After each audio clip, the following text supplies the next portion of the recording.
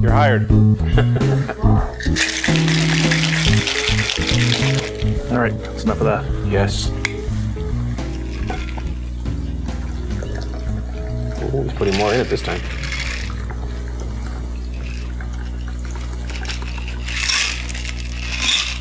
There you go. Nice. Don't want to go to waste. And on that note, welcome. We've got Barry Zwicker joining us again, this time as president of Propel Bioenergy. Welcome back, Barry. Thank you, Paul. And the obvious question, what is bioenergy and why should we care? Why should you care? Well, I'm not sure why you should care, but I can explain to you what bioenergy is. Bioenergy is basically energy that's generated from something that used to be a living product, organism, whatever. So trees, vegetables, those kinds of things. Anything that our audience. Anything that at some point grew that contains all the normal elements of carbon, hydrogen, and oxygen. And the reason that you should care is that currently there's a lot of it that is simply just going to waste. Everything from our municipal waste going in a landfill, trees that get cut down, knocked down, that are just left to die on the roadside. There's demolition waste that comes out of buildings that again end up in a landfill, chipped up or put somewhere, and there's a huge amount of energy contained within all of those products and a huge opportunity. So there's different types of waste to energy technology. Which ones do you focus on? Yeah, waste to energy has been around for a long time. Most people think of waste to energy as being incineration. So that you take these products, you burn them, you have a boiler of some sort, you get the steam, you use the steam to run a turbine, you get electricity out of it.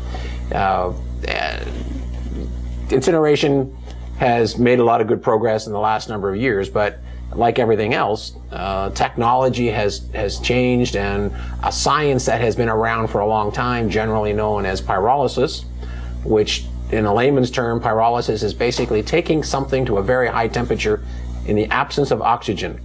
And if you know the three elements that you need to have combustion, oxygen is one of those three. So you take oxygen out, you don't have combustion or you don't have fire.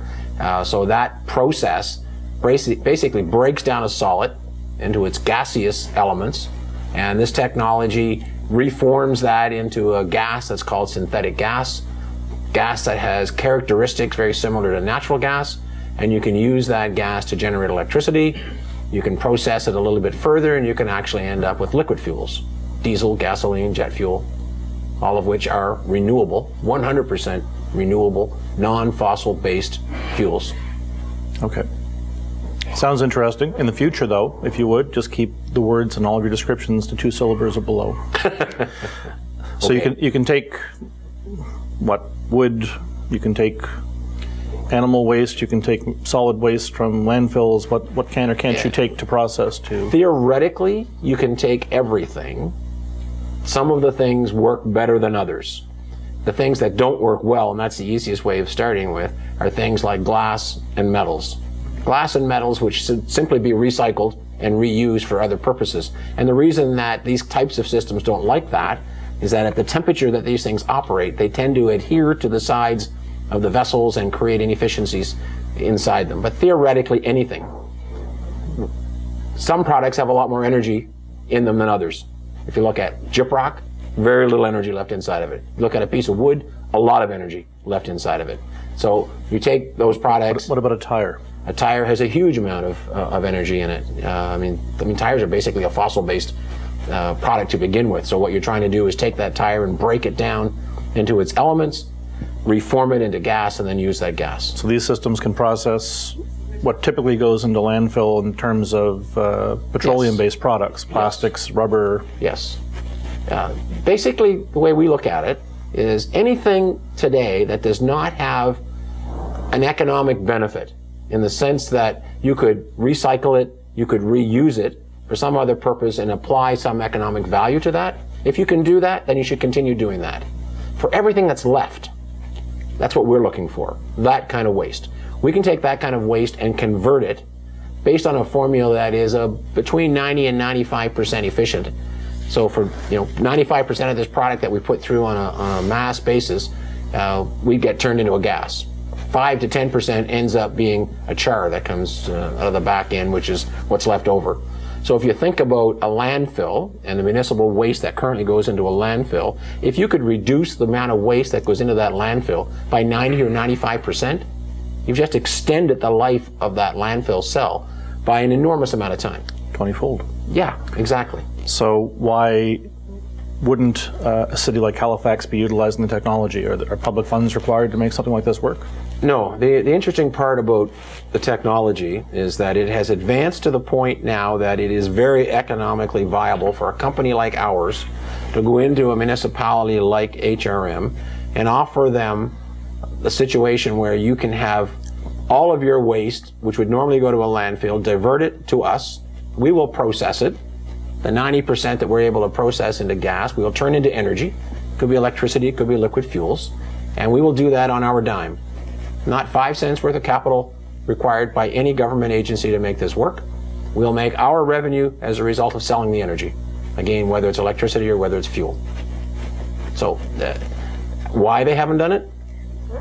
There's probably 1,000,001 answers for that, but the biggest concern, and you know, this goes back to a discussion that we had when I was here talking to you about ACC. This is all about change. People have to change the way they think. They have to change their whole attitude around business and around waste, and take a little bit of time to understand it.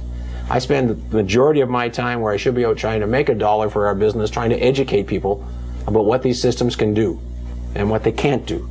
But what they can do is powerful. And what they can do for our environment, what they can do for our economy, is endless. You are limited by your imagination, and surely by your imagination only. We've looked at so many opportunities here in Nova Scotia, across Canada, and around the world for the implementation of this technology. So, having looked around the world, where are some of the first projects that you're working on? The very first project we're going to do is in good old Kentville, Nova Scotia. And we are bringing in technology that has never been developed to the scale that we're going to develop it in Kentville. We are then going to move to British Columbia to a community called Fruitvale, and then we're going to come back to Nova Scotia, and we're doing a second plant in the Bedford area. The fourth plant could be anywhere from Africa to a Caribbean island to Alaska, anywhere in Ontario. I'd vote for the Caribbean island myself. We're looking for an international office, and that's one of our preferences, somewhere in the Caribbean. But literally, this technology can be applied anywhere. You determine whether you want to generate electricity or whether you want to generate liquid fuels based upon the potential market.